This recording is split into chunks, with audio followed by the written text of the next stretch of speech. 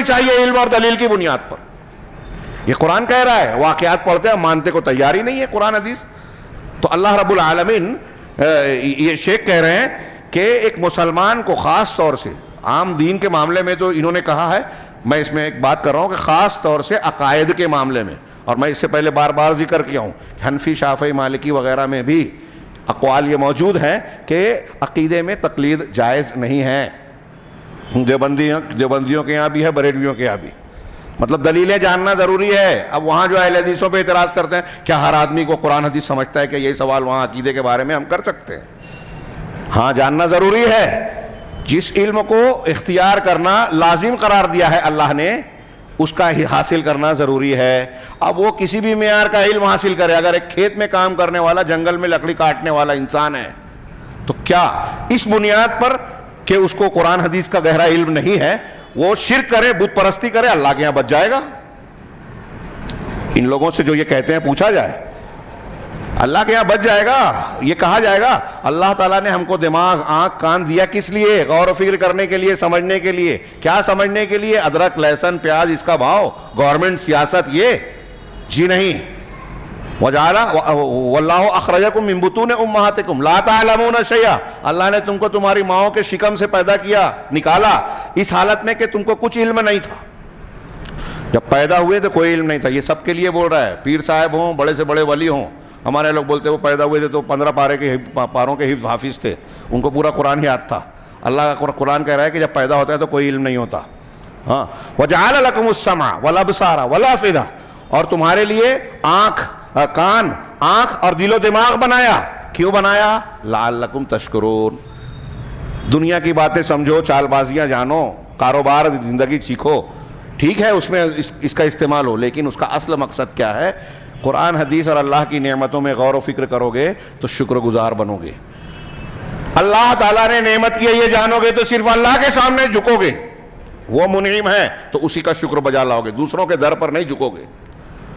تو یہ اللہ رب العالمین کہہ رہے ہیں, یہ شیخ کہہ رہے ہیں, اب کوئی باپ دادا کی تقلید کرتے ہوئے بھائی بہنوں کو دیکھ کے, بھیڑ بھاڑ کو دیکھ کے کہ ارے وہاں تو اس کے ماننے والے تو اتنے لوگ ہیں.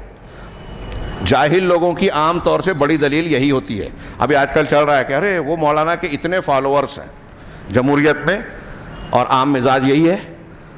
تو اب ایک باطل قوت ہوتی ہے ہمارے یہاں حکومتوں میں, اب یہ طریقہ اختیار کرتے ہیں کہ غلط چیز کو وہ جب بڑھاوا دینا چاہتے ہیں تو اپنے ماننے والوں کو ٹرینڈ کر رکھا ہے سوشل میڈیا پہ, یس یا نو بولو تو انہی کے لوگ جو ہے اس کی تائید کرتے ہیں, شو کرتے دیکھو ملک کے اتنے لوگ اس کی تائید میں ہیں.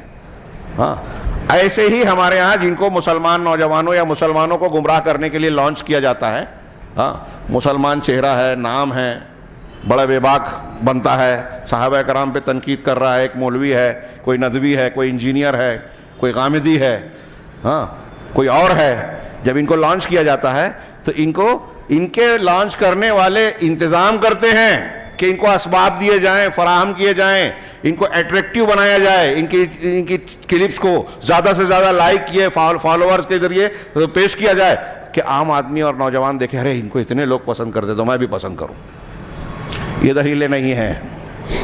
شیخ کہہ رہے ہیں کہ یہ توحید اور دین کے معاملے میں باپ دادا کی تقلید کرنا, بھائیوں کی تقلید کرنا, اسی طرح معارف یعنی عرف, رسم و رواج, چال چلن جو چل رہا ہے, کہہ رہے چلا آ رہا ہے اتنے دنوں سے تو کیا غلط ہے کیا؟ ہاں, دیکھیے ایک جگہ کچھ چلتا ہے, 25-30 سال کے بعد کچھ اور چلنے لگتا ہے, یا کچھ علاقے بدل جاتے ہیں تو کچھ اور چلن ہوتا ہے, تو جہاں جو چلن ہے وہ جائز ہو گیا. اہل علم دلیل کی بنیاد پر کسی چیز پر متفق ہوں تو شریعت میں اس کو اجماع کہتے ہیں, ایک زمانے کے سارے علماء. ہاں, آج کل ہمارے ہاں جو جاہل ہیں, بدعتی ہیں, خرافاتی ہیں, وہ بعض چیزوں میں یہی کہتے ہیں کہ دیکھو اتنے سارے لوگ کرتے ہیں, تو ان کو یہ پتہ چلنا چاہیے کہ جاہل لوگ جس پر متفق ہوں, عالم نہیں, دلیل کی بنیاد پر نہیں, جاہل لوگ جس پر متفق ہوں اس کو اجماع نہیں بولیں گے. اصول کی کتابوں میں آپ کو ملے گا کہ اجماع کے لیے علماء کا متفق ہونا ضروری ہے, جہلا کا نہیں. تو جاہل جس پر متفق ہوگا اس کو رسم کہتے ہیں, رواج کہتے ہیں, عرف کہتے ہیں. رسم و رواج شریعت اور دین میں کوئی معنی نہیں رکھتا.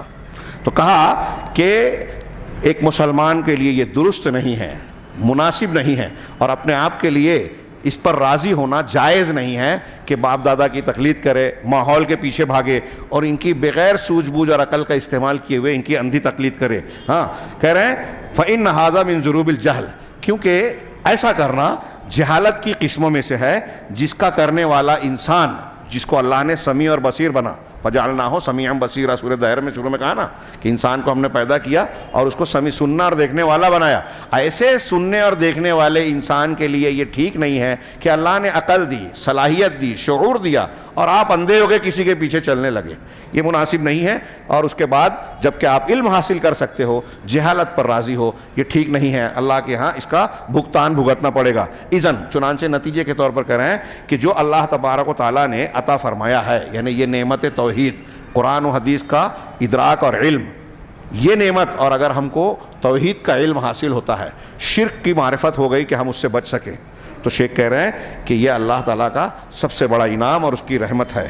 ایسا انعام اور ایسا جس پر رشک کیا جائے اور اللہ رب العالمین کی صبح و شام، رات و دن، کھلے اور چھپے ہر وقت اس نعمت پر شکر ادا کیا جائے، اس کی حمد بیان کی جائے، اور پھر اس توحید کی تعلیم اور لا الہ الا اللہ کا جو علم ہمیں ملا ہے ہم اسے پھیلائیں، اور یہ نعمت کے شکر کا حصہ ہے۔ اگر ہم چھپا کے بیٹھ رہے ہیں تو ہم اس کی ناقدری کر رہے ہیں، یہ اس کے شکر کا حصہ ہے۔ اور نشر سے مراد یہی ہے کہ وہ عالم جو صحیح شرعی علم رکھتا ہے وہ ان لوگوں تک اس علم کو پہنچائے جو نہیں جانتے۔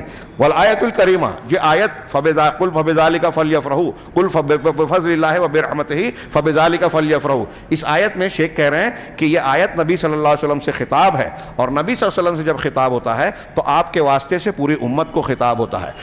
اس آیت میں اللہ نے کہا قل، یعنی اے محمد آپ کہیے بفضل اللہ، کہ اللہ کے فضل پر، یا وہ فضل کیا ہے؟ اسلام ہے، جس کو اللہ رب العالمین نے اپنے بندوں پر جو اور ہم پر جو احسانات فرمائے ہیں ان میں سب سے افضل ہے، اس لیے کہ اسی اسلام کے ذریعے سے اللہ نے ہم کو دنیا کے عذاب، برزخ کے عذاب اور آخرت کے عذاب سے بچنے کا وعدہ کیا ہے کہ یہ اسلام تم کو ہر عذاب سے بچائے گا۔ وبرحمتہ، اور